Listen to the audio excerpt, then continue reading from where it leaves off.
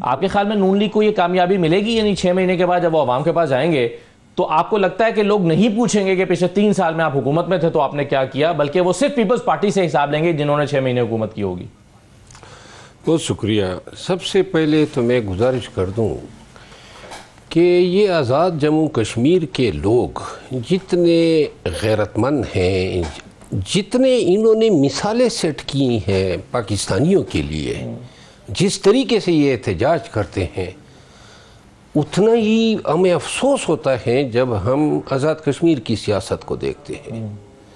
یہ اسمبلیوں میں کیا ہو رہا ہے، کیوں ہو رہا ہے؟ یہ سیاست ہے۔ اور کیوں کر آزاد کشمیر کے غیرتی لوگ ایسے لوگوں کو اسمبلیوں میں بھیجتے ہیں؟ 26 پی ٹی آئی کے لوگ تھے، 5 رہ گئے، وہ بقایا کدھر گئے؟ وہ 3-4 حصوں میں بٹ گئے؟ نہیں، بٹ نہیں گئے۔ یہ کون ہے؟ یہ لیڈر ہے نا جو پارلیمان میں پہنچے۔ پھر آپ دیکھیں 10 لوگوں نے جو ہے پیپل پارٹی جوائن کر دی۔ ابھی جو صدر مسلم لیگ آزاد کشمیر جو ہمارے ساتھ بیٹھے ہیں محترم، فرما رہے ہیں کہ جی یہ انوار الحق صاحب نے ہمیں بڑا مایوس کیا۔ تو یہ تو ان کے ساتھ تھے، حکومت میں، کیبنٹ میں تھے۔ تو انوار الحق صاحب کون ہے؟ وہ کس پارٹی کے وزیر اعظم تھے؟ یہ کس طرح کی سیاست کر رہے ہیں یہ لوگ؟ یہ جمہوریت کی در ہے، قانون کی حکمرانی کی در ہے۔ اور یہ 6 ماہ کے بعد اگر آپ نے الیکشن کرنے ہیں اور جب تک فارم 47 کا مسئلہ نہیں ہوتا ہے، یہ آپ میں پاکستان میں ہونے والا کوئی بھی الیکشن جو ہے وہ شکوک و شبہات کی زد میں رہے گا۔ مجھے بڑا ہی افسوس ہوتا ہے آزاد کشمیر کی سیاست کو دیکھتے ہوئے، یعنی کہ 6 ماہ کے لیے اب آپ ہاؤس چینج لا رہے ہیں، پھر آپ کہتے ہیں کہ 6 ماہ کے بعد جو ہے ہم جب عوام میں جائیں گے تو ہم کہیں گے کہ جی یہ جو ہوا، جو ناکامیاں ہوئی، اور میں آپ کو یہ کرتا اور بھی کر دوں۔ جی، کرپشن تو پاکستان میں ہر جگہ ہوتی ہے، لیکن کشمیر میں کچھ علیحدہ ہی معیار ہے۔ وہاں سرے سے کام ہوتے ہی نہیں ہیں، سارے سڑکیں ٹوٹی ہوئی۔ اور میں جب بھی یہ گیا ہوں اور چیک کرتا ہوں تو پتہ چلتا ہے کہ جناب سب مل بیٹھ کے جو ہیں اس کو کھاتے ہیں، ہڑپ کرتے ہیں۔ ایک فاروق حیدر تھا پاکستان مسلم لیگ نون کا، میرے خیال میں ان کے وزیر اعظم تھے۔ وہ مطلب اس کی ایک ریپوٹیشن تھی کہ جی وہ جناب علی حلال پہ اور بہت ہی زیادہ کوشش کرتے تھے۔ میں کبھی اس حضرت سے نہیں ملا ہوں، لیکن یہ کشمیریوں کو سوچنا چاہیے 6 ماہ کے بعد ایسے لوگوں کو دوبارہ آپ منتخب کریں گے، بہتر ہے نہیں منتخب کریں۔ جنہوں نے اپنا ضمیر بیچنا ہے، جنہوں نے پارٹیاں چینج کرنی ہے، جنہوں نے اس طرح کے لوگوں کو وزیر اعظم بنانا ہے، جن کی پارٹیوں کا پتہ نہیں چلتا ہے، یہ ان کی غیرت پہ سوال ہے، ان کی غیرت کو تقاضا کرنا چاہیے۔ لیکن جو موجودہ ابھی الیکشن ہوئے تھے، آپ حال کے جو 4 سال پہلے الیکشن ہوئے تھے سر، جی میں سر آپ 1-2 سوال آپ سے کرنے کے لیے واپس آ رہا ہوں آپ کے پاس، لیکن اس میں جی میں صرف ایک جملہ ایڈ کرنا چاہ رہا تھا جو مروہ صاحب بات کریں۔ مروہ صاحب کو بتاتا چلوں کہ راجہ فاروق حیدر صاحب جو ہیں وہی وزیر اعظم تھے پچھلے، جن کو ریجیکٹ کر کے پھر لوگوں نے پی ٹی آئی کو ووٹ دیے تھے، اور شاید نون لیگ کی 7-8 یا 9 سیٹیں غالباً آئی تھیں۔ تو اس میں شرمیلا صاحبہ میرا آپ سے سوال یہ ہے، لیکن پی ٹی آئی کو تو لوگوں نے ووٹ دیا تھا، پی ٹی آئی کو ووٹ دیا تھا۔ اچھا ایک منٹ جی، جو ہی خان کی حکومت مرکز میں گری تو کون سا مطلب یہ ہے کہ وہاں پہ عذاب پڑا کہ کشمیر میں بھی پی ٹی آئی کی حکومت غائب ہو گئی، گلگت بلتستان میں بھی غائب ہو گئی؟ یہ کس طرح کی سیاستدان کر رہے ہیں؟ اس کا جواب تو شاہ غلام قادر صاحب دیں گے، لیکن ایک تو حکومت سازی اب ہوگی، چھوٹی کابینہ بنانے کا کہا گیا ہے۔ دوسرا بیرسٹر گوہر کو کیا عمران خان صاحب ان سے زیادہ اہمیت سلمان راجہ صاحب کو دے رہے ہیں؟ اچھا اگر آپ دیکھیں یہ جو نئی تبدیلی ہوئی ہے نا، تو سلمان اکرم راجہ صاحب جو ہیں کے پی سی ایم ہاؤس میں بہت زیادہ دکھائی دے رہے ہیں، وزیر اعلیٰ کے دائیں بائیں ہوتے ہیں، اور جو لوگ علی امین خان کے مخالف تھے وہ سارے جو ہیں نئے وزیر اعلیٰ صاحب کے ساتھ ہوتے ہیں۔ بادی نظر میں یہ شاید منظرکشی ہو رہی ہے کہ اب ایک اور گروپ ہے۔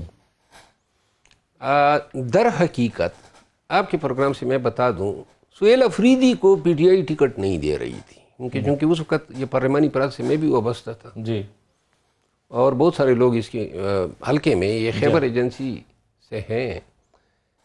اور چونکہ یہ اس وقت یوتھ کا صدر تھا کے پی چیپٹر کا، تو پھر اس کو ویٹو کیا علی امین خان نے، اس نے یہ ٹکٹ دیا، اور اس کے بعد جو ہے اس کو کیبنٹ میں بھی خان کے کہنے پہ نہیں لیا ہے، علی امین خان کا فیصلہ تھا۔ ٹھیک،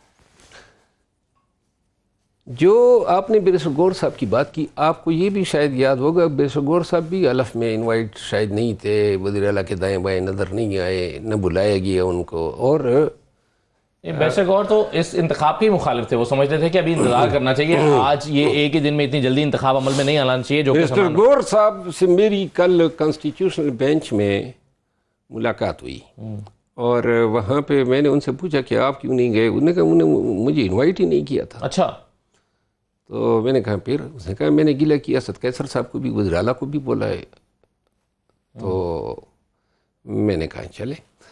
اب جو بیرسٹر گور صاحب کا تعلق ہے نا، میں آپ کو آج ایک بات بتا دوں، مارچ 2024 میں دوبارہ کاغذی انٹرا پارٹی الیکشن ہوئے، اور بیرسٹر گور صاحب عمر ایوب خان کا نام بھیجا گیا الیکشن کمیشن میں کہ پی ٹی آئی کو سرٹیفائی کر کے اس کو رجسٹر کریں، انٹرا پارٹی الیکشن ہو گئے۔ اب اچانک کچھ اندیشے پیدا ہو گئے، یا کسی نے اندیشہ ڈلوائے، اور خود پی ٹی آئی کا یہی فیصلہ کہ بیرسٹر گور صاحب ہمارے چیئرمین ہیں، عمر ایوب خان ہمارے سیکرٹری جنرل ہیں، اس کو خود پی ٹی آئی نے مدعی بن کے لاہور ہائی کورٹ سے بنڈاری صاحب کے ذریعے سٹے کرا دیا، یہ کسی کو پتہ نہیں ہے۔ تو اپریل 2024 سے لے کر آج تک پی ٹی آئی کی بطور پارٹی رجسٹریشن خود پی ٹی آئی نے روکی ہوئی ہے، تاکہ بیرسٹر گوہر جو ہیں پی ٹی آئی کا چیئرمین نہ بن سکے، سیکرٹری جنرل تو پھر بھی تبدیل ہو گئے۔ دوسری بات، بیرسٹر گور صاحب سے ایک غلطی ہو گئی۔ غلطی کیا ہوئی کہ ان سے رجوع کیا اسٹیبلشمنٹ نے، اپریل اور مئی 2-3 دفعہ ان سے رجوع کیا، اور ان کو کہا گیا کہ جی آپ اگر گارنٹی خود دیتے ہیں تو بشرا بی بی کی رہائی ہو سکتی ہے۔ اچھا، اپریل میں، اپریل 2025۔ اچھا یہ لیٹسٹ آخری ڈائیلاگ تھا جو پی ٹی آئی اور اسٹیبلشمنٹ کے بیچ ہوا۔ اچھا، اس وقت بیرسٹر گور صاحب نے قریبی جو سرکلز ہیں اس کا ذکر کیا، اچھا، اور پھر جناب یہ تجویز لے کے خان صاحب کے پاس چلے گئے۔ اچھا، تو یہ مئی کا مڈ تھا میرے خیال میں، تو خان صاحب کو خان صاحب نے کہا کیا شرط ہے ان کی؟ ہاں، بیرسٹر گور صاحب دوبارہ گئے کہ کوئی شرط بھی ہے؟ تو بیرسٹر گور صاحب کو بتایا گیا کہ یہ پھرے گی نہیں، جل سے جلوس نہیں کرے گی، کوئی درد سر نہیں پیدا کرے۔ اچھا، اور انہوں نے کہا تھا کہ اب جو آپ جا رہے ہیں اگر خان صاحب ہاں کرتے ہیں تو 14 دن کے اندر، 15 دن نہیں ہوں گے، 14 دن کے اندر بشرا بی بی رہا ہو جائے گی۔ خان صاحب نے کیا جواب دیا؟ خان صاحب کے پاس یہ گئے، میاں بیوی نے مشورہ کیا، اور خان صاحب کو اندیشہ تھا کہ کہیں بشرا بی بی کی لائف کو کچھ اندیشہ خطرہ نہ ہو۔ اچھا، تو انہوں نے کہا مجھے قبول نہیں ہے۔ اچھا، انکار کر دی؟ اس نے کہا بشرا بی بی کو قبول نہیں ہے، اچھا، یعنی وہ نہیں باہر جانا چاہتی ہے۔ یہ میں آپ کو لیٹسٹ بتا رہا ہوں۔ اب کوئی سوال کرتے ہیں تو جا کے بیرسٹر گور سے کوئی پوچھ لیں کہ یہ، اچھا، کہ یہ ہوا یا نہیں۔ ہاں، اب جو ہم کہتے ہیں نا، نہیں تو اس سے کیا بیرسٹر گور سے ناراض بھی ہوئے عمران خان صاحب سے یہ آفر لانے پہ؟ نہیں، وہ یہ کہ یہ آفر لانا ہی اس کے گلے پڑ گیا۔ اچھا، دیکھیں میں آپ کو ایک بات بتا دوں، بیرسٹر گور صاحب کا جو انداز ہے نا، جو طریقہ ہے، جو وہ بولتے ہیں، اس کی وجہ سے اپنے مخالف سب اس سے راضی رہتے ہیں، کسی کو ناراض وہ کرتے ہی نہیں ہے، بڑے ڈیسنٹ آدمی ہے۔ تو کہیں پر لیکن وہ غیر مؤثر ہوتے جا رہے ہیں، کہ جیسے کہ آپ نے کہا کہ ان کو پارٹی نے اپنے حلف برداری میں ہی نہیں بلایا چیف منسٹر نے، تو اس پر انہوں نے شکوہ بھی میں کیا۔ آپ کو ایک بات بتا دوں، جی، چاہے کوئی عارضی طور پر خان کی سیٹ پہ بیٹھ جائے نا، یہ بھی کسی کو گوارا نہیں ہے، تو لہٰذا پارٹی کے اندر بالکل صحیح ہے۔ اب میں آپ کو عرض کر دوں، جی، میں یہ دیکھ رہا ہوں کہ شاید بیسر گور صاحب جس طرح میں کہتا تھا نا کہ علی امین خان کے دن گنے جا چکے ہیں، یہ ساری جو نئی سیٹ اپ بنی ہے نا ٹوٹل اب ہاں ایک چیز اور ہوگی، اس طرح کی کوئی واضح گروپنگ پہلے نہیں تھی، لیکن اب میں دیکھ رہا ہوں کہ ایک مضبوط دڑا جو اس گروپ کے مخالف ہوگا وہ چند دنوں میں سامنے آ جائے گا۔ صحیح۔